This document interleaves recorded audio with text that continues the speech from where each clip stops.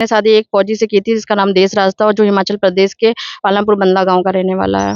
अच्छा, आप कहाँ की हैं? सर मैं अयोध्या की रहने वाली हूँ। तो आप क्या करती थी और वो क्या करता था? सर मैं मतलब सुबह मॉर्निंग वॉक के टाइम पे मैं डोगरा रेजिमेंट कैंट एरिया है वहाँ पे टहलने जाती थी और वो डोगरा मंदिर एक है कैंट में, वहाँ पे वो ड्यूटी कर रहा था उस समय और मैं जा रही थी तब वो मेरे पास आता है और वो बोलता है कि मैडम मैं आपको 2-3 दिन से देख रहा हूँ, आप मुझे अच्छी लगती हैं और मुझे नंबर देने लगा और बोलता है मैं आपसे शादी करना चाहता हूँ।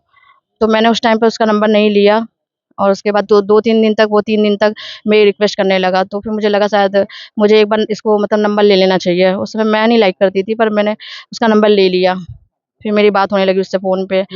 वो आर्मी में था, सीआरपीएफ में था या क्या क्या किस में था वो? सर वो डोगरा रेजिमेंट में था, एक आर्मी वाला था, फौजी। आर्मी वाला? हाँ। चलिए नमस्कार, नित्या पांडे नाम है हमारा। अभी हमारी मौजूदगी जो है वो अयोध्या में है, जो कि रामलला की धरती कही जाती है, यूपी है ये। और हमारे साथ एक पीड़ित महिला है जिनका कहानी बहुत ही दर्दनाक कहा जाएगा, क्योंकि एक फौजी से इनका लव होता है। लव होने के बाद एक शादी होता है, उसमें एक बच्चा होता है, लेकिन आगे चल के जो वो प्यार होता, वो जो प्यार है वो सक्सेस नहीं हो पाता है और दोनों अलग हो जाते हैं। आइए उस कहानी पे बात करते हैं और इस महिला को न्याय दिलाने का काम करते हैं। सबसे पहले स्वागत है, नाम क्या है? सर मेरा नाम सोनम है और मैं यूपी अयोध्या की रहने वाली हूँ। यूपी अयोध्या की। यस। क्या कहानी है आपका? सर मैंने शादी एक फौजी से की थी जिसका नाम देशराज था और जो हिमाचल प्रदेश के पालमपुर बंदा गाँव का रहने वाला है।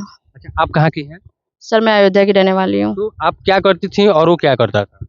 सर मैं मतलब सुबह मॉर्निंग वॉक के टाइम पे मैं डोगरा रेजिमेंट कैंट एरिया है वहाँ पे टहलने जाती थी और वो डोगरा मंदिर एक है कैंट में, वहाँ पे वो ड्यूटी कर रहा था उस समय और मैं जा रही थी तब वो मेरे पास आता है और वो बोलता है कि मैडम मैं आपको 2-3 दिन से देख रहा हूँ, आप मुझे अच्छी लगती हैं और मुझे नंबर देने लगा और बोलता है मैं आपसे शादी करना चाहता हूँ।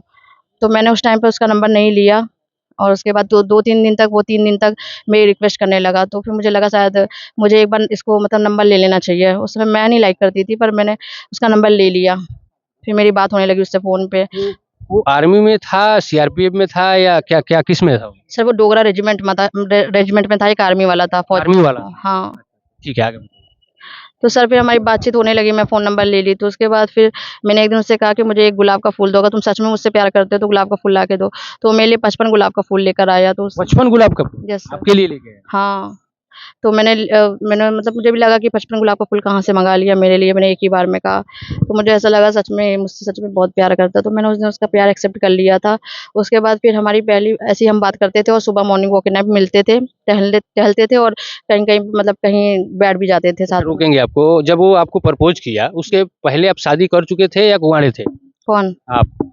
मेरी शादी नहीं हुई थी। आप कुंवारी थी और वो?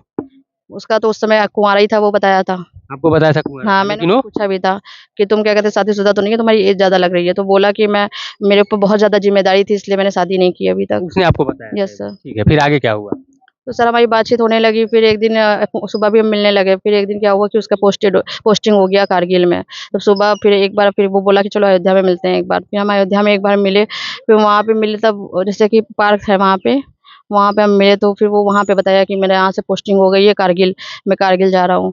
और वो फिर जैसे दुखी हो गया, मैं भी दुखी हो गई।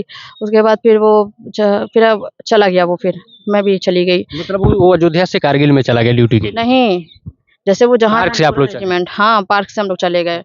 फिर वो सुबह डोगरा रेजिमेंट में हम टहलने के लिए जब गए थे, तो वो सुबह उस दिन जाने वाला था वो कारगिल। तब वो मुझसे मिलता है, फिर वो कहता है कि चलो मेरे साथ भाग चलो, मैं तुम्हारे बिना नहीं रह पाऊँगा, रोने लगता है फिर।